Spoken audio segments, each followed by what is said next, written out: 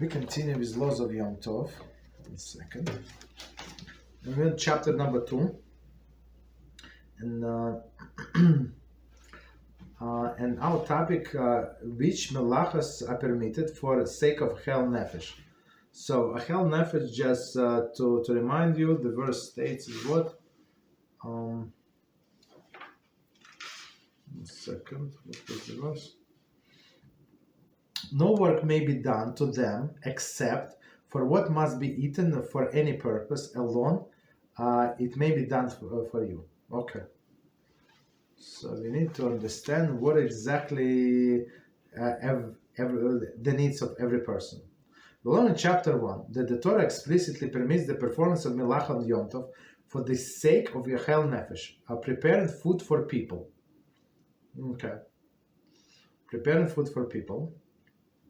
Nevertheless, the Gemara states that interacted Beezrat, that Melachos sad, trapping, and kotzeir, reaping, are forbidden on Yom Tov, even though the melachas are normally done for the purpose of obtaining food.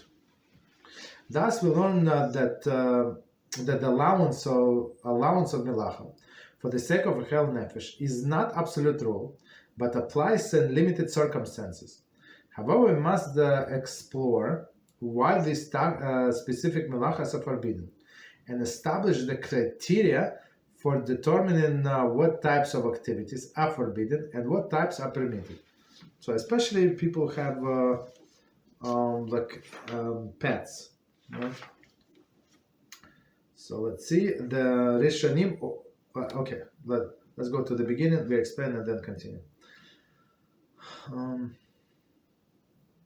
So one more time, we learn in chapter 1 that the Torah expressly permits performance of Melacha of Yom Tov for the sake of Ocheil Nefesh, preparing food for people. So from this we can derive not for animals.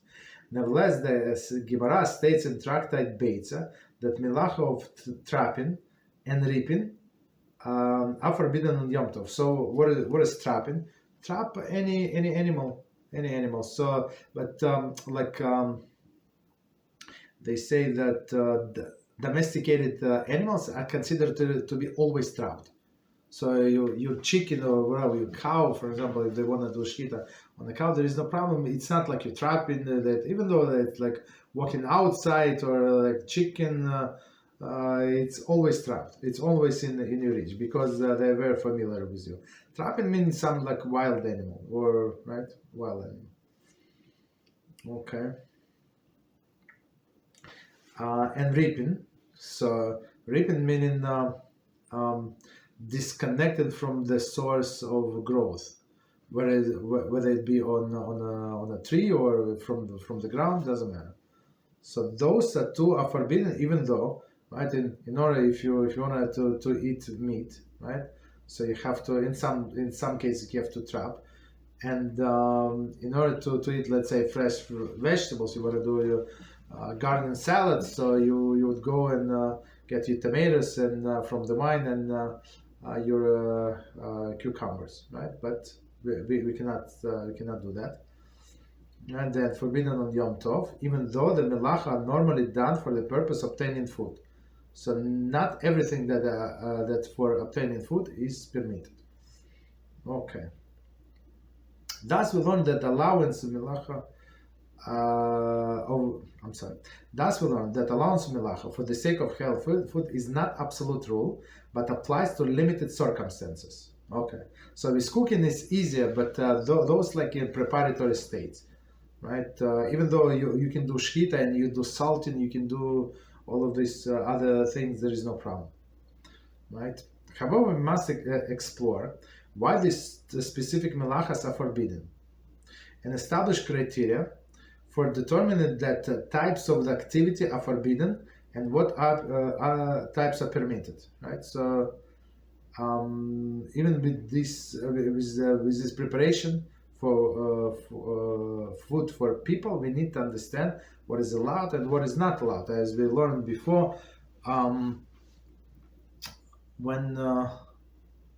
you have eggs, right, that were already laid, by chicken, let's say, right? So they're paref. So you can eat them with meat. You can do omelet like with milk. There is no problem, right? But if you found these eggs, we slaughter a chicken, and you found the eggs inside of the chicken, right? Whether they are with the shell or without the shell, right? That doesn't matter. So they consider to be meat.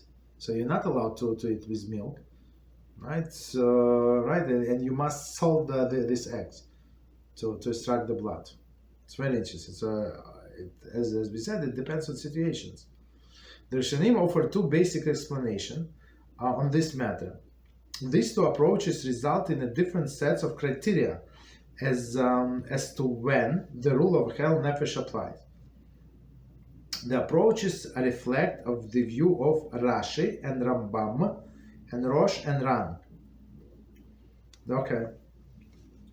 So Rashi and Rambam, Rosh and Ran. Okay.